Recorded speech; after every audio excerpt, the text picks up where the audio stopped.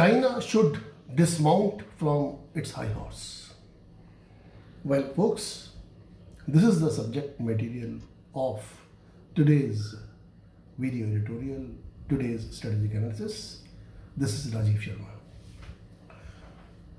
Indian Army Chief General M.M. Ravane has gone on record today as saying that the entire situation along the line of actual control with China is under control. And he has also said that some disengagement has taken place, and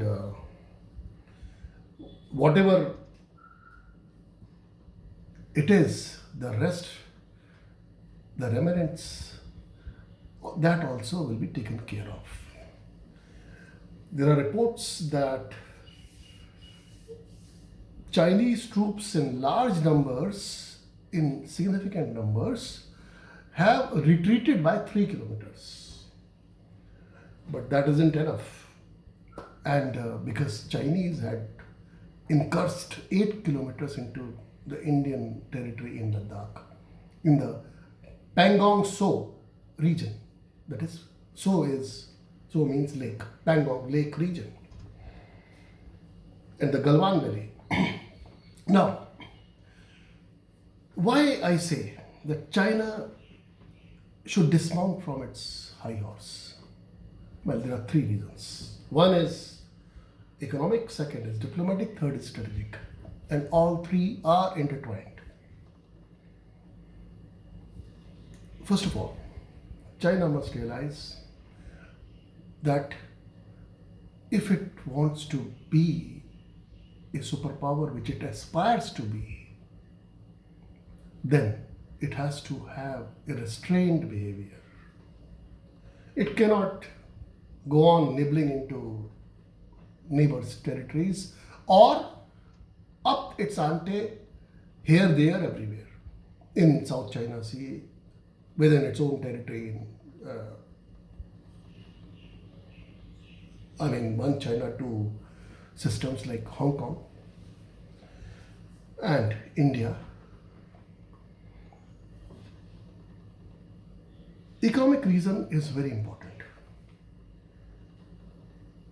We all know that Chinese statistics, Chinese figures are taken with not with a pinch of salt, but with a bucket full of salt. That is the credibility of the statistics. The last one was proven during the coronavirus pandemic. The world is still confused when it emanated, whether it emanated in November, December last year, or as early as in August, as an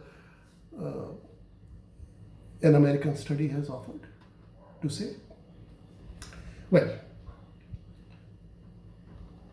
so since the Chinese statistics are not to be trusted, even as per the Chinese admissions, their economy is not in a rosy situation. The Chinese economy is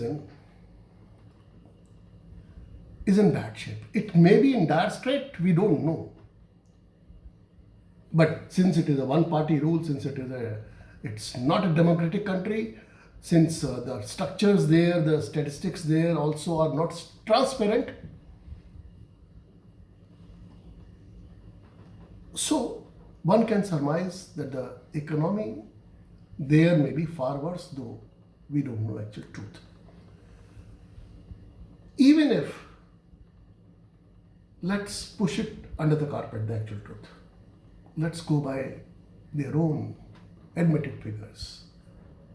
See, China, for the first time in over a quarter century, has done away with annual projections, growth projections. Simply. Now, more importantly,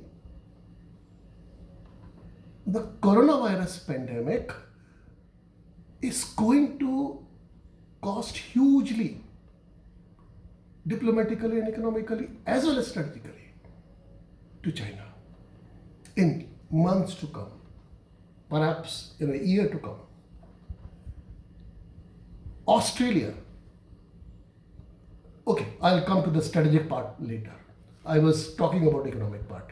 So, EU, European Union, had already been won over, sort of, by China during the pre-COVID times.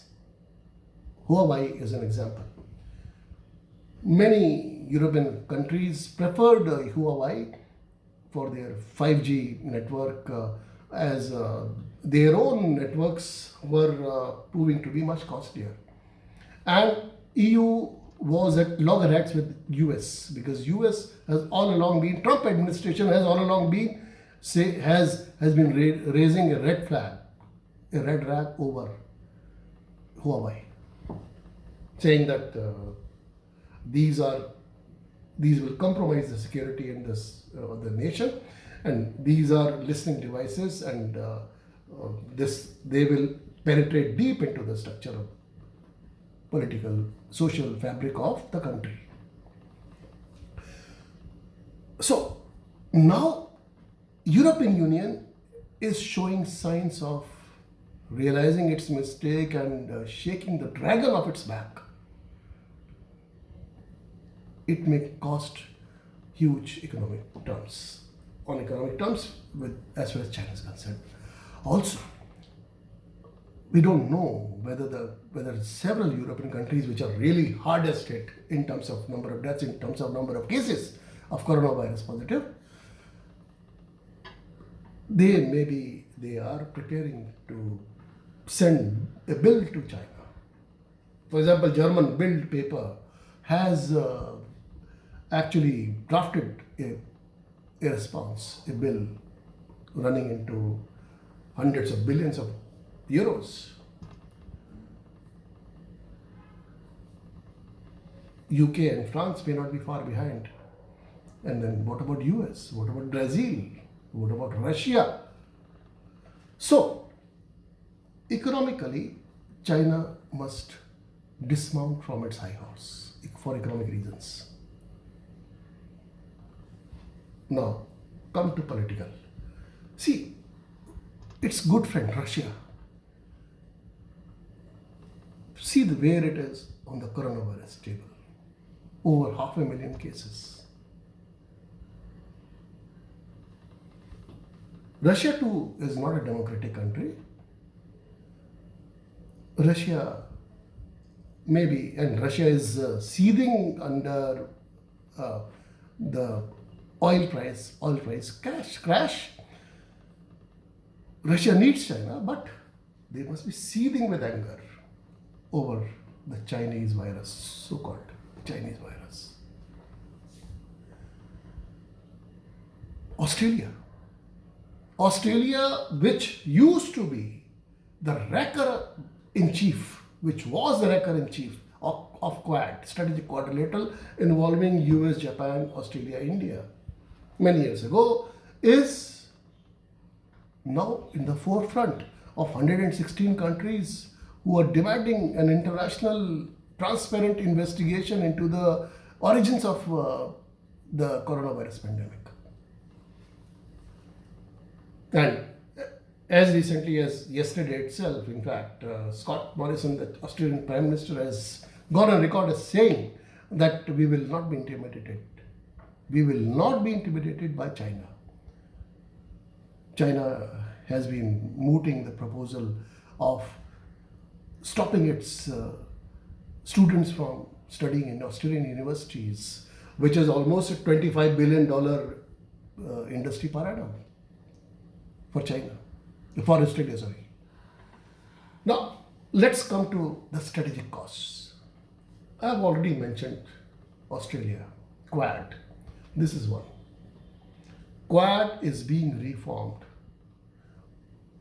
As I said in one of my earlier video editorials on Indo-Australia Virtual Summit, at the first ever virtual summit between India and Australia, it was held very recently, last week, and indications are that Australia will be drafted into the Malabar military exercises. Also, Australia will be back in the Quad. So, it is in China's interest that China withdraws all its troops from India, from Ladakh, and return to the pre-May 5 situation, status quo ante. Well, that's all from my stable folks. Do like, subscribe to my channel. Thank you.